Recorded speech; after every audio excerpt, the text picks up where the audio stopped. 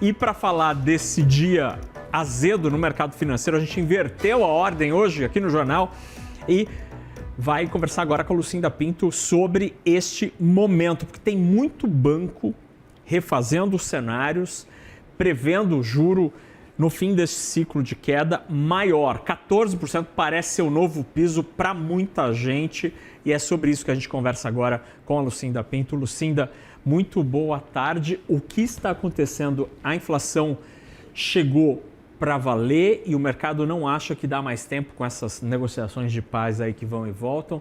Qual que é a preocupação do pessoal? Boa tarde. Boa tarde, Naka. Boa tarde a todos.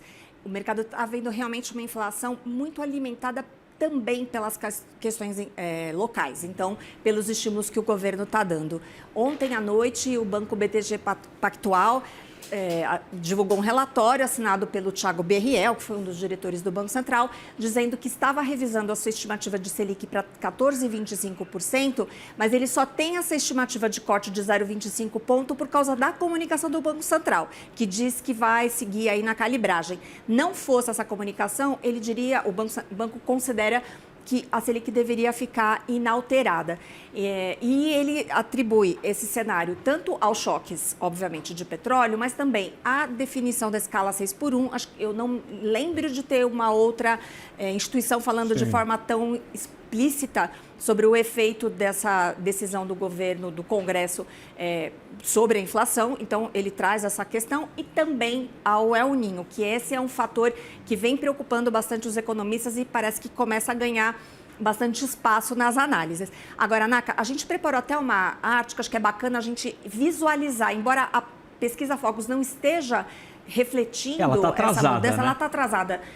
A gente já está vendo aqui uma lista de bancos olhando para uma Selic mais alta. Então, o Citi tinha revisado recentemente também o juro para 13,75%.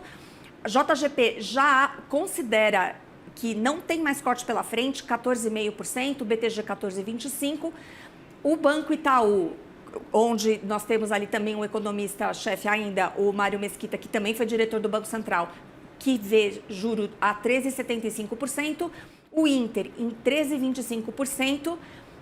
O Paine também revisou recentemente para 14%, assim como a XP.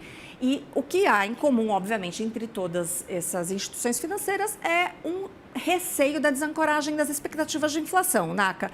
Realmente, a gente tem visto semana a semana, isso sim, a Focus trazer projeções para cima de inflação. Mas já tem algumas casas falando em inflação mais perto de 6. 6 mesmo eu não vi, mas muitas dessas casas consideram.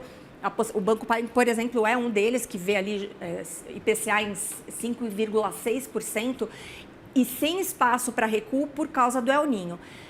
Obviamente, petróleo, choque dos combustíveis, isso tem uma grande participação, mas como eu falei agora, todas essas medidas de estímulo, de proteção à economia, obviamente, acabam diminuindo o efeito da política monetária e, portanto, o Banco Central tem que ser mais rigoroso. É a leitura dos economistas. Então, vamos, para recapitular e fazer aqui um wrap-up dessa história, né? Berriel, do BTG, citando escala 6x1 como sendo um novo fator nessa conta de decisão política com efeitos econômicos que geram pressão inflacionária, demanda, enfim, tem essa consequência.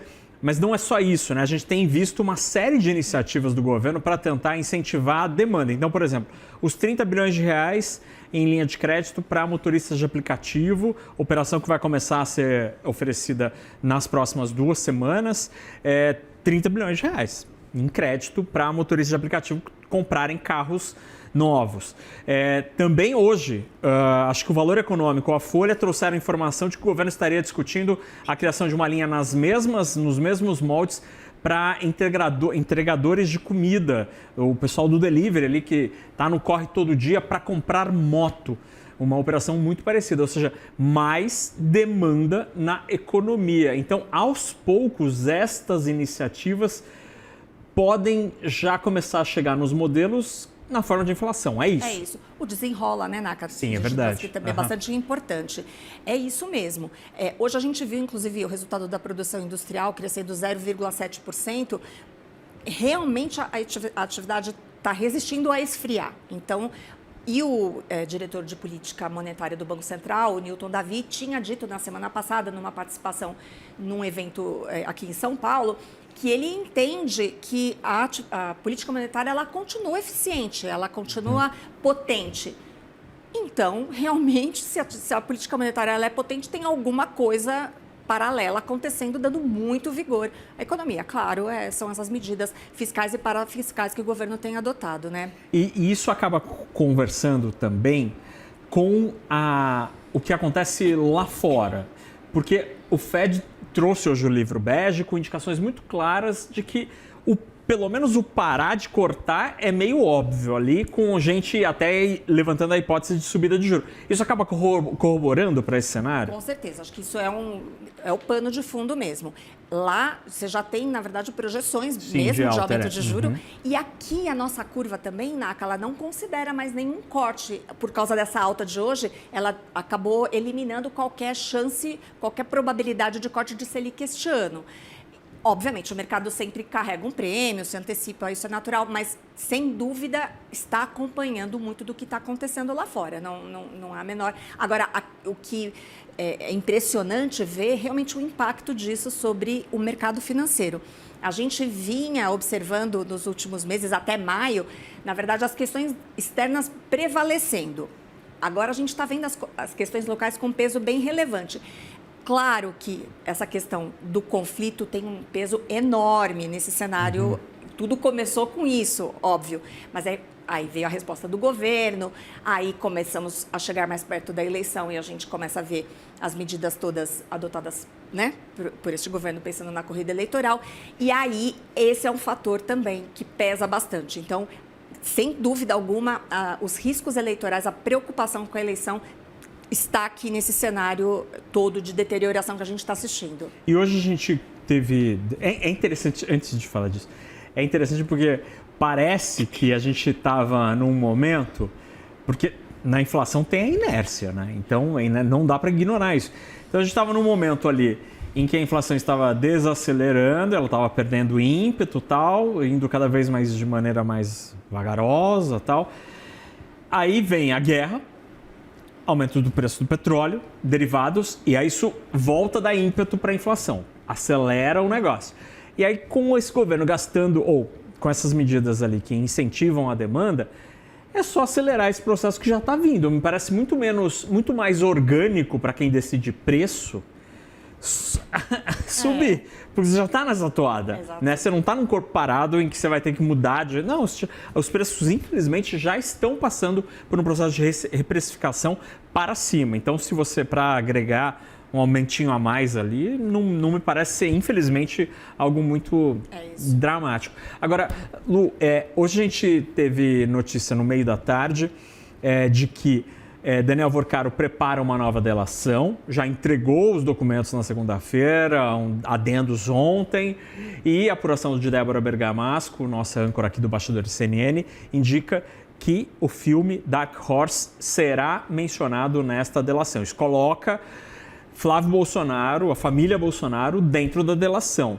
Isso acaba pesando de que maneira? Será que reduz ainda mais a possibilidade de uma vitória, pelo menos de Flávio Bolsonaro, nas eleições? Olha, Naka, essa é uma questão muito curiosa. Eu tenho conversado com muitas pessoas no mercado financeiro para entender um pouco qual é a leitura que se faz agora. Será que hoje o mercado entende que o Flávio Bolsonaro tem menos chances? Será que rompeu alguma coisa, quebrou alguma coisa quando se teve a confirmação ali dessa mensagem, enfim, desse áudio? Será que algo mudou? E aí, nas conversas, parece que realmente essa história tinha se acomodado, estava todo mundo mais pacificado. Aquela teoria de que, no fim das contas, os escândalos vêm e vão. A gente teve o escândalo do INSS que não produziu grande impacto aparentemente, para o Lula, coisa e tal. E aí as pesquisas recentes também tinham mostrado uma recuperação, uma reação do Flávio Bolsonaro. Não teve, de fato, aquele efeito negativo que se temia. Então, parecia que o mercado estava muito mais tranquilo com isso. E o que eu senti também ainda é uma posição de... Eu diria uma esperança até, assim, né? Uma aposta de que realmente dá para considerar que com o Flávio Bolsonaro virão algumas reformas, ou no mínimo a gente não vai ver a continuidade disso que está acontecendo esse ano. Eu acho que essa postura do governo Lula de gastar muito mais agora este ano, eu acho que isso deu ainda mais ímpeto para essa aposta no Flávio Bolsonaro. Então, para dizer que qualquer coisa, talvez neste momento, que traga um risco para o Flávio, isso vai pegar no mercado, porque até diferentemente do que a gente chegou a considerar em algum momento a partir das reações, a partir das declarações das pessoas participantes do mercado, realmente ainda o Flávio, ele é entendido como alguém que tem alguma chance de fazer algo melhor no campo fiscal, porque a preocupação com o fiscal, ela aumentou. A gente já vinha falando aqui no programa muitas vezes, olha, o fiscal está piorando, ninguém está olhando, mas isso vai pegar. Mas não é só isso, Naka, piorou, assim, sim, piorou daquilo que a gente sim. via, né? Então, esse receio, de fato, provavelmente coloca o mercado muito mais suscetível aos efeitos desse vai e vem aí do noticiário envolvendo o Flávio. Agora, é interessante porque como são as coisas, né? Que é muito em perspectiva, assim. Você compara, né, o que você tem aqui com o que você pode ter ali. Esse atual governo está muito mais expansionista, de fato, né? Ainda que não seja de forma primária, não é gasto do governo necessariamente, mas gera uma expansão na demanda. Isso tem efeito na inflação e política monetária. Anteontem, lá em Belo Horizonte, eu perguntei ao pré-candidato Flávio Bolsonaro o que ele pretende fazer na economia, no Elos, no evento do Elos no agronegócio, lá em BH. E ele rejeitou a hipótese de mudar a regra do imposto de renda, do salário mínimo e das aposentadorias. Ele disse que não pode se pagar a conta com os mais pobres. E ele disse que o ajuste fiscal que ele faria viria de outras medidas. Por exemplo, corte de ministérios, venda de imóveis, venda de participação acionária.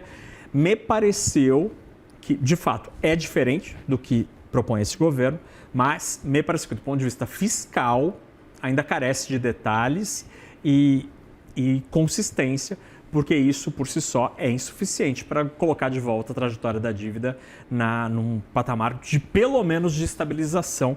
A ver, eu cobrei ele para dar uma entrevista aqui no Money, na CNN, para falar sobre as ideias econômicas de Flávio Bolsonaro. Lucinda Pinto, obrigado pela conversa. Obrigada, Naka. Você está de plantão? Eu estou de folga. Ah, meu Deus. Então tá bom. Então até segunda-feira, Lucinda Pinto. Beijo. Bom plantão.